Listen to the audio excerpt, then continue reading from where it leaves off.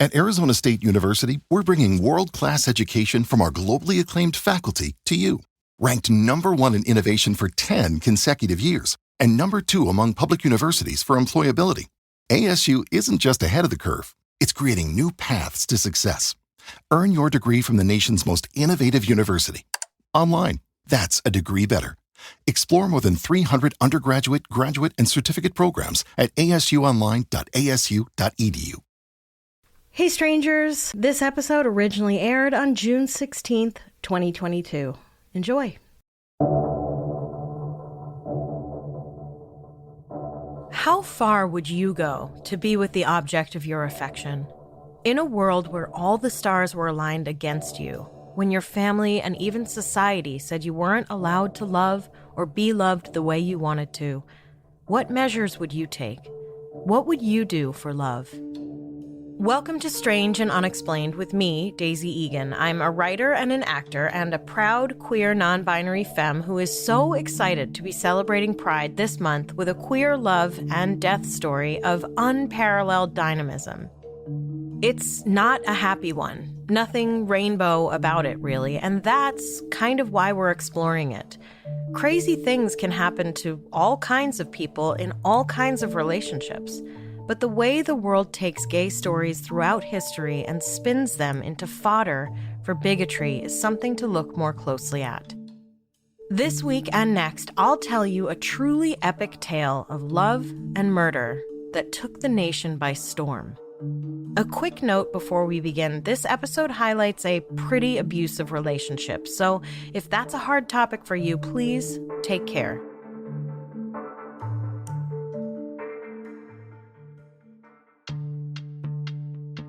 On January 26, 1892, the New York Times ran a front-page story with the headline,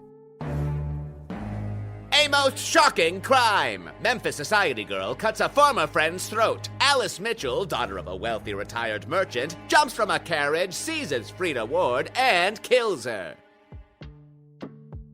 The story that unfurled from that sensational headline was something out of a late 19th century thriller. 19-year-old Alice Mitchell, riding in a carriage driven by her friend Lillian Johnson, spotted 17-year-old Freda Ward and jumped from the carriage. Alice approached Freda, slashed her throat, and jumped back into the carriage, exclaiming, "Drive on, I've done it." Freda died before authorities could get her to a doctor, and Alice was arrested later that day at her home.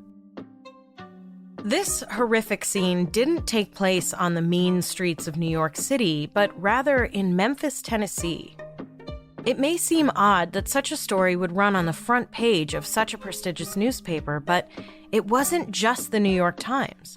The story quickly grabbed the entire nation's attention and was covered heavily by all the major papers of note. The Times article stated, quote, "It is alleged that Miss Ward had made remarks of an uncomplimentary nature regarding Miss Mitchell, and this is supposed to have been the cause of the tragedy," end quote. Was this what everyone across the nation was so taken by? A schoolgirl squabble over some rude words? Just 2 paragraphs after citing hurt feelings over an insult, the article went on, quote, "Tonight the murderess made a singular statement. It was that she loved Freda desperately, better than anyone in the world, that she could not live without her, and that long ago they'd made a compact that if they should ever be separated, they should kill each other. When she found that Josie, Freda's sister, had forbidden Freda to speak to her, she knew of nothing else to do but kill her. The girl is regarded as demented," end quote. Now, no offense to the editor at the Times in 1892, but any editor worth their salt should have read that piece and said, which was it? Hard feelings over insulting words, or the death pact of 2 young lovers who both happened to be women, one of whom was demented? And here's the thing, this one article will serve as a template for how this story was framed and how Alice was portrayed in the media and in popular opinion. Despite her own confession and explanation, most people could not accept that what Alice said about herself and her own experience was true. Either that, or they had to find a way to make her experience fit into their own worldview, insisting that the only thing that could justify one woman loving another so much it drove her to murder was that she was insane. But was it that Alice was actually insane, or was she driven to insanity by a culture that wouldn't let her be who she was? Let's rewind a bit and try to figure it out. Alice Mitchell and Freda Ward were born 2 years apart in 1872 and 74 in Memphis, Tennessee. By all accounts, Alice was serious. She liked sports and preferred the company of other girls, while Freda was more carefree, flirting with boys and dreaming of one day becoming an actress. Both upper-middle-class girls, they met at the Higbee School for Girls and formed an extremely tight bond. In a 1993 article for the Journal of the History of Sexuality, author Lisa J. Lindquist wrote that it was not uncommon for Victorian-era girls to, quote, sleep together and profess their love for each other in letters and diary entries. And TBH, at first I assumed she meant sleep together as in sleep in the same bed, not like sleep together. But in the very next paragraph she writes, in a gender system predicated on the separation of men's and women's worlds, women developed deep, intimate relationships that were both sensual and emotional in language and content. Considered, quote, a rehearsal in girlhood of the great drama of women's life, end quote, women's love for one another was thought to, quote, constitute the richness, consolation, and joy of their lives, end quote. Side note, what does that say about women's love for men at the time? So, I guess it was just a common everyday thing that female friends would hook up and everyone was just like, girls will be girls. In fact, there was even a term for it. Two young women carrying on like a pair of lovers were said to be chumming. Whatever makes you comfortable, Jim. You can bet boys were not afforded the same freedom. To be clear, I'm not suggesting that female friends don't have lots of sex these days, too. We just no longer chalk it up to rehearsal. At least those of us with half a brain don't. These kinds of friendships were so common that Freda's older sister Josie had a similar one with a girlfriend of hers as well. It's worth noting that Freda went by the nickname Fred and Josie went by Jo. And you know, if this were a Louisa May Alcott book, the two women named Jo and Fred would be the pants-wearing, baseball-playing, I ain't never marrying no fella type of gals. You know what I mean? Of course, they would inevitably end up properly tamed by the right fella and make proper women of themselves. Incidentally, I wonder if Alcott's first draft of Little Women didn't end up with Jo getting married? Hubbub, hubbub, hubbub, hubbub. Come now, I can't sell a book with a female character who chooses not to marry. I would have bought that book, I'll tell you what. As it is, Jo Marsh's marriage to what's-his-face always felt like a betrayal. Anyway, back to the nonfiction girls who were definitely just friends who made out all over the place. It does seem like anyone paying attention should have known that Alice and Freda weren't just rehearsing, but were about as hot for each other as two red-blooded teenagers can possibly be. By most accounts, they were sort of all over each other all the time. And then, in 1890, when Freda was 16, she moved with her family to Gold Dust, Tennessee, about 80 miles up the river from Memphis. Alice was devastated by the move, but the two sent regular letters filled with declarations of their love and fidelity. Unfortunately, it seems that most of the letters between the girls have been lost to time, and the only ones that survived are from after the relationship began to deteriorate. There is one, though, from Alice to Freda that ends this way. I have a rose for you. If it is not withered by the next time I see you, I will give it to you. I have been trying to get one for a long time. It beats all other roses. Goodbye, Allie. Alice first visited the Wards for 3 weeks the summer that they moved, once again apparently spending the entire time physically entwined with Freda. In February of 1891, Alice, now 18 or 19, sent a letter to Freda asking her to marry her. Freda's answer was yes. Alice asked her 2 more times over 2 subsequent letters. Freda said yes to each proposal. Despite having her proposal accepted 3 whole times in the span of a couple months, in June of 1891, Alice wrote to say that she expected Freda to stick to her word, and if she didn't, she would, wait for it, kill her. Sigh. And look, it's impossible to know how Freda truly felt. She was only 17 at this point, and sure, she and Alice had been special friends for a few years, but young people's minds change in the blink of an eye, and 80 miles is a long distance to sustain a young heart in love, especially without the benefit of phones or FaceTime. Indeed, Freda admitted to Alice that she was dating 2 other people, both men. And this wasn't the first time Alice had threatened violence. In fact, once when Freda was visiting Alice in Memphis, where they shared a bed, she woke up to find Alice holding a bottle of laudanum that she was trying to figure out how to get into Freda's system. Instead, the next day, when they were saying goodbye, Alice declared, "Marry whoever you want," and she downed the bottle herself.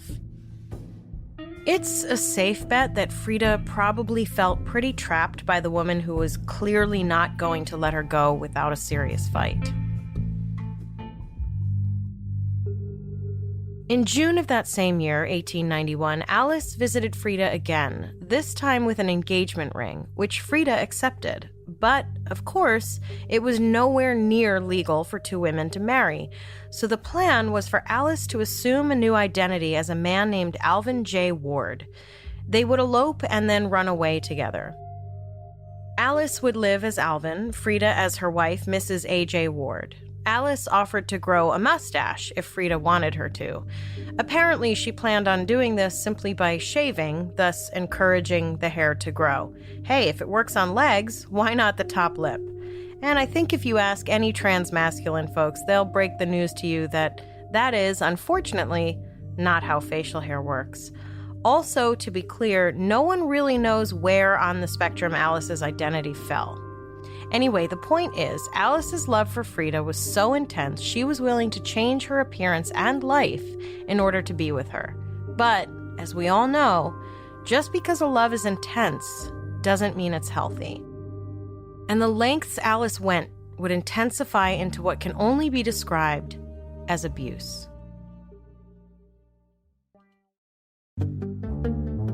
At this juncture in our story, I think it's worth taking a little detour down the back alleys of Victorian-era gender and sexuality to get a better picture of the world these 2 women were living in and the expectations that sat squarely and heavily on their shoulders at all times. It should go without saying that though LGBTQIA+ people and gender non-conforming and non-binary people have always existed throughout the entirety of humankind, these were concepts that were not just frowned upon, but largely pathologized and illegal in Western culture for most of our illustrious history. One of the fantastic and not at all oppressive results of this thinking was a society that was extremely segmented by gender. As author Lisa J. Lindquist put it, men operated in the public sphere of business and politics, while women remained largely in the home, creating a haven for men and preserving the ideals of morality and civilization that men had to forego in public. And if you think I just threw up a little in my mouth reading that, you're right. Basically, men were required to go out into the world and be amoral, uncivilized brutes in order to do the important business of running the world and whatnot, and their wives were there at home to remind them how to not be gross pieces of shit, I guess? Lindquist continues, as exceptionally pious, virtuous, and moral creatures, women were uniquely suited to instill proper values in their children. But the ideology of separate spheres posited fundamental differences between men and women that went beyond moral values and sexual appetites. Men were rational, women were emotional. Men were base, women were pure. Men were violent, women calmed the savage beast. And can I just point out how incredibly nonsensical this line of thinking is? If men are the rational ones, then shouldn't they also be less prone to violence and base desires? Violence, except in the case of self-defense, is almost never rational. But this backward thought experiment that polite society was subjected to for hundreds of years not only painted everyone into impossible boxes, but also asked people to believe in the oxymoron that women were emotional and also pure and calm. You know what I am when I get emotional? I'll tell you what I'm not. I'm not particularly pure or calm. Under this umbrella of the acceptable roles of middle and upper class white women and men of the era, you can bet your sweet bippy that homosexuality was not regarded favorably. Indeed, the word was mostly unknown at that point. People who engaged in any non-gender conforming behaviors, including clothing, hairstyle, or chosen profession, as well as, of course, actual sex with someone of the, quote, same gender, were considered sexual inverts. Being a sexual invert was considered a genetic mix-up, which is hilarious given how incredibly ignorant and mixed up people were about genetics back then, and still are today. But as NYU professor of social and cultural analysis Lisa Duggins points out in a piece published in the University of Chicago Press called The Trials of Alice Mitchell, Sensationalism, Sexology, and the Lesbian Subject in Turn-of-the-Century America, attitudes toward gender and sexuality in popular opinion went through a cultural shift around 1880 to 1920. Before that, it wasn't unheard of for two women to live as a married couple, with one of the women living under the guise of manhood, which of course afforded her more earning opportunities and, general respect. It's hard to know for sure, but it's most likely many of these women living as men, who today might be considered trans, went unnoticed by the general population. Now, at the time, most hetero people, men especially, could not begin to fathom the idea that a woman might want to have sex for any other reason than to make a baby. And this concept was what started to sway public opinion against lesbianism. Living together as man and wife in what most people assumed was a chaste relationship was one thing, but two women having sex for the pleasure of it? Not today, Bob. I think it goes without saying, but I'll say it anyway just in case you missed that day in queer studies. Once men decided that women having sex with each other was a threat to their manhood, that's when laws began to get passed making being a lesbian illegal. And it was in this environment that the heroines of our story, Alice and Freda, were trying to navigate matters of the heart. Not exactly the most nurturing and supportive place to try to make a healthy relationship flourish. Added to the outward pressures of society, for Freda, there was also the matter of Alice's growing possessive behavior and jealousy. The very same month that Freda accepted Alice's ring, albeit under literal penalty of death, someone else had come knocking on Freda's door. Someone mainstream society would have considered the person Freda had spent all that time with Alice rehearsing for. I couldn't find many details about Freda's new suitor, Ashley Roselle, and frankly, it doesn't really matter. The only thing we need to know about Ashley Roselle is that he was a man. Apparently, Freda gave Ashley a picture of herself, and this was enough to send Alice over the edge. And I have to say I sort of understand. I wouldn't be thrilled if I found out my betrothed was giving pics to other potential mates either. And while I'm sure the picture was just a sepia-toned tintype of Alice from the shoulders up, she might as well have DM'd him a nude. People didn't just airdrop pics willy-nilly back then. You may be wondering how Alice even knew about what was going on between Freda and Ashley. It turns out Alice, as though reading from a book called How to Be an Abusive Partner, had recruited some of Freda's friends for information. In her book, Alice and Freda Forever, A Murder in Memphis, author Alexis Coe claims that when Alice visited Freda in Gold Dust, she recruited as many of Freda's friends and neighbors as she could in order to get info on Freda. She writes, quote, "In Memphis, Alice exploited chance encounters with people who knew Freda for potentially damning scraps of intelligence. There was no guile in her investigative approach, no attempt at artifice or reserve. She openly advanced on anyone who might have information." End quote. In other words, Alice was using Freda's community against her, a classic abuser's tactic. Incidentally, Alice had also expressed her dislike of Freda's desire to be an actress, to which Freda replied, "Sweetheart, I'm not half as crazy to go on the stage as I was.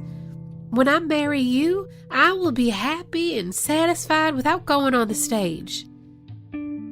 And if you don't recognize that as a pretty standard abusive relationship dynamic, congratulations. You clearly don't consume too much true crime stuff. Anyway, Alice found out about Ashley through her network of informants, and she wrote to Freda to put the kibosh on that shit right quick, in a letter I can only assume was filled with threats of one kind or another. Interestingly, Freda responded not by apologizing, but basically by saying, "What can I say? I'm a terrible flirt." She wrote, "I am trying not to love others, and when I stop loving A and H, I will tell you. I know that you are awfully jealous, sweet, but try not to be. Alvin, please be perfectly happy when you marry me, for I am true to you and always will be forever. Many other women are not happy when they love others besides their husbands, but I will be perfectly happy when I become Mrs. Alvin J. Ward." Incidentally, H apparently meant yet another dude. This one named Henry, that was also trying to woo Freda. And one has to sympathize with Alvin, aka Alice here, telling the person who you're supposed to marry that you love two other people, but don't worry, I'll try to stop, and even if I can't, I'll still be happy with you, just isn't the most reassuring sentiment in the universe. It's important to remember that Alice and Freda were both still teenagers at this point. Not the world's most cool-headed, logical creatures. Teenagers. It doesn't seem like Freda was taking her engagement to Alice tremendously seriously, unless she honestly thought polyamory was par for the course, which I can assure you in 1890s Tennessee, it most certainly was not. But Alice was hardly behaving in a respectful manner herself. I think it's safe to say at this point this was the very definition of a toxic love affair. Freda made a vague promise to cut things off with Ashley, but when Alice found out Ashley and Freda had been at the same community picnic, she sent a long, embittered letter to Freda threatening to kill Ashley while simultaneously, preemptively blaming Freda for Ashley's murder. She wrote, "I love you, Fred, and would kill Ashley before I would see him take you from me. As long as you do me this way, I will keep it up. I don't mean to do Ashley harm, but if you will still make me jealous and deceive me, I will. I hate to do it, but you will be the cause of it. If you don't love me, you needn't, but I will love you forever. Do you remember what I said I would do if you would deceive me?" She told Freda that she went to buy a pistol, and the only reason she didn't buy it was because it was too big. She told her lover that she tried to buy a pistol after threatening to kill not only her, but her suitor. She then went on for a while about how much she loved Freda and ended with this. "I have done nothing to you as I know of to make you do me this way." I can think of one or two things you did to make her do you that way, buddy. In that one letter alone. And here's something weird.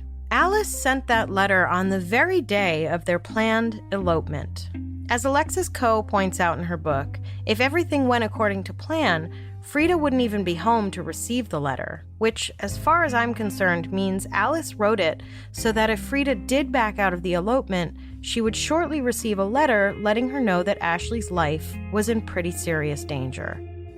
As it turns out, Freda most likely didn't receive the letter, not because she and Alice had successfully eloped, but because her family had caught wind of the plot and were not pleased, to put it mildly. Before Freda had a chance to further stoke Alice's already hot temper one way or the other, her sister Ada, with whom Freda was living, happened upon a bunch of letters between Freda and Alice, some of which outlined their plot to elope. Naturally, Ada was like, what in the actual fuck? And rather than talk to Freda herself, she went to her own husband, William Volkmer, to handle it. Because, you know, the patriarchy. Ada was basically like, Freda and Alice are planning to run away together tonight and get married. And Mr. Volkmer was like, so what I'm hearing you tell me is that Freda is going to run away with a man tonight. And Ada was like, no, she's going to run away with Alice. And he was like, so a man. And Ada was like, no, bro, Alice. Freda is getting on a boat tonight to meet Alice. And he goes, no man is going to take my sister-in-law away. And he waited by the front door with a rifle.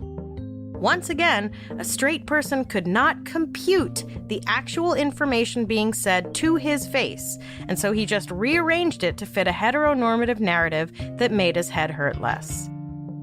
When the boat whistle blew and no man had come to kidnap his pure, chaste, definitely not gay sister-in-law, Ada's husband went to check on Freda, who was fully dressed with her suitcase in hand, ready to leave to get on the waiting boat. Once it got through his heterosexual head that Alice was the man at the other end of the plot, Mr. Volkmer put an end to the whole thing, and Ada sent a letter to Alice and her mother, letting them know she'd caught them planning their elopement and putting an end to it. She also sent back the engagement ring and told Alice in no uncertain terms to stay away. I thought you were a lady, she wrote. I have found out to the contrary. Burn. Of course, a strongly worded letter wasn't going to prevent Alice from Alicing. Less than a week after effectively being told to fuck off, Alice wrote another letter to Freda, despite knowing it would almost definitely get intercepted before Freda could see it. She wrote, Remember, Fred, there is no hard feeling toward you on my side. They have turned you against me. Although I know you did not think as much of me as you said you did. You did it only to save your life. And to be clear, what she's saying here is, I know you only said you'd marry me because I literally told you I would kill you if you married anyone else. Charming. She went on to remind Freda that she'd given her lots of time to think about her answer when she proposed. I told you then to think about what we were risking, but you still said you would be mine. As though it was Freda's fault that her sister found the letters and ended the whole thing. After that, I wouldn't let you break the engagement. I not merely begged you to marry me, but I forced you. I am sorry I got you in trouble, but I beg you to forgive me. Note, she's admitting to forcing Freda to say yes in her proposal, and she's not apologizing for that. She's apologizing that Freda got in trouble. Ah, the best kind of apology. I'm sorry, you feel bad. Alice spends the rest of the letter vaguely accusing Freda of not loving her enough and not being faithful. She ended with, I love you still and will forever. Will you forgive me? Please answer, and I won't write any more or have anything else to do with you for your sake. Yours forever, Allie. The message being, the only way I'll leave you alone is if you engage with me again. Like, fuck off, dude. Freda didn't write back, most likely because she never got the letter. But it's safe to assume that she may have been relieved to have an excuse to not continue things with Alice. And, of course, as promised, Alice wrote again only a couple weeks later. This time in a seriously unhinged letter in which she claimed that rumors had gone around that she had died. Though author Alexis Coe believes that this was a thinly veiled metaphor for their plan, which had been killed, and Alice's attempt to be like, hey, as far as I'm concerned, the rumors are wrong and our plan is still on. And she invited Freda to visit her in Memphis. Alice was most definitely deranged at this point and getting worse by the day. Apparently, she spent her time looking at whatever reminders she had of Freda and either crying or laughing. And, really bizarrely, in September of that year, she signed for the coal delivery to her house using Freda's name. It was around this time that Alice began carrying a straight-edge razor in her pocket, just in case she ran into Freda. She also enlisted her friend and Freda's sister Joe's old chum, Lily, to write flattering, wooing letters to Ashley to try to shake him off Freda's scent.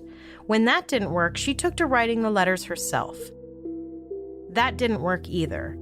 And then, when one of the letters she sent to Freda came back with Freda's own handwriting on the envelope that read, "Return to sender," Alice took it not as Freda once again rejecting her, but somehow as a sign that she actually did want to see Alice again. I'm telling you, this woman was unraveled. When Alice found out that Freda was visiting Memphis, she told herself the only reason Freda wasn't staying with her during the visit was because of Ada. Never mind that when Alice managed to track Freda down in town, Freda pointedly ignored her, even though Ada was nowhere to be seen. If Ada was the person keeping them apart and Ada wasn't around, what reason could there be for Freda to ignore Alice other than to again send the signal that she wasn't interested? And when Freda's cold shoulder wasn't enough to get the message across, she wrote Alice one last letter. Dear Allie, I love you now and always will, but I have been forbidden to speak to you, and I have to obey. You say I am as much to blame as you are. If I have done you any harm or caused you any trouble, I humbly beg your forgiveness. Please don't let anyone know I wrote this. We go to Gold Dust this evening. Freda. But Alice knew there was no boat leaving for Gold Dust that evening and was basically like, "Oh, hell no, bitch," and wrote back to Freda saying she knew full well there was no boat and insinuated she knew exactly which boat Freda would be taking, and then she had the nerve to say this.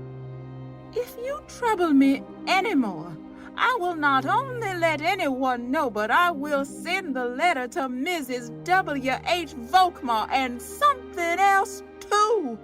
Excuse me, girl? Who's been troubling whom here? And something else? That's not creepy or cryptic at all. I don't know about you, but I'm immediately thinking undergarments, body part, dead animal, homemade bomb. And so, knowing that Freda would be on the next day's boat, Alice, epistolary harassment Mitchell, enlisted Lily's help in driving a carriage to the dock with murder on her mind, and her trusty straight edge tucked safely in her pocket. And that is where, stranger, I leave you until next week, when Alice will run her razor over Freda's throat, and despite telling the world she did it for love, no one will be able to believe her.